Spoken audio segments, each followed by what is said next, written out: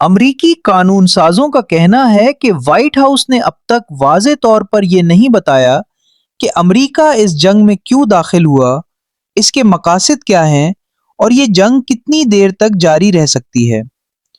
امریکہ کی سینٹ میں democratic party کے ایک گروپ نے ایران کے خلاف جاری جنگ کے بارے میں عوامی سماعتوں کا مطالبہ کیا ہے۔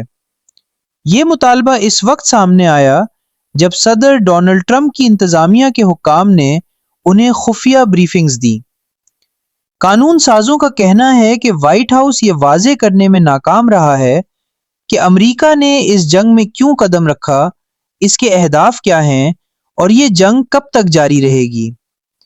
اس وقت سینٹ میں ریپبلکن پارٹی کی معمولی برتری ہے، جہاں ان کے پاس 53 کے مقابلے میں 47 نشستیں ہیں، جس کی وجہ سے انہیں یہ اختیار حاصل ہے کہ کون سی قانون سازی بحث کے لیے ایوان میں پیش کی جائے۔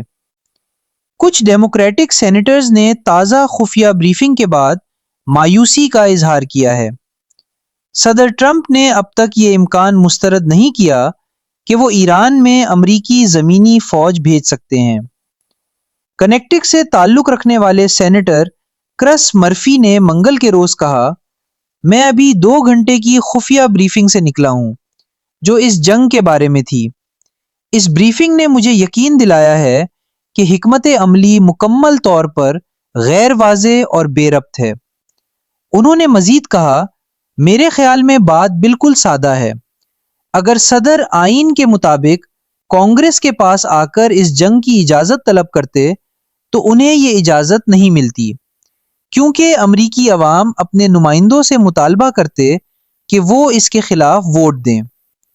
فروری کو امریکہ اور اسرائیل کی جانب سے ایران پر حملے 28 شروع ہونے کے بعد اعلیٰ حکام، جن میں وزیر خارجہ مارکو روبیو اور وزیر دفاع پیٹ ہیگسیتھ شامل ہیں، کانگریس کے ارکان کو فوجی کارروائی اور اس کی پیش رفت کے بارے میں بریفنگ دینے کے لیے کئی خفیہ اجلاس منعقد کر چکے ہیں۔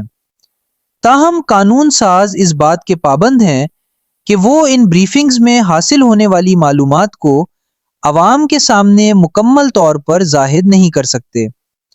کئی ڈیموکریٹک سینیٹرز نے کہا کہ وہ ان بریفنگ سے مایوس ہو کر نکلے کیونکہ انتظامیہ نے جنگ کے مقاصد، مدت اور طویل مدتی حکمت عملی کے بارے میں واضح جواب نہیں دیا۔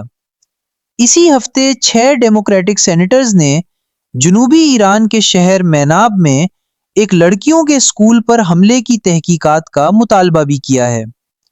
رپورٹس کے مطابق اس حملے میں، جس میں مبینہ طور پر امریکی افواج ملوث تھیں، کم از کم 170 افراد ہلاک ہوئے، جن میں زیادہ تر بچے تھے۔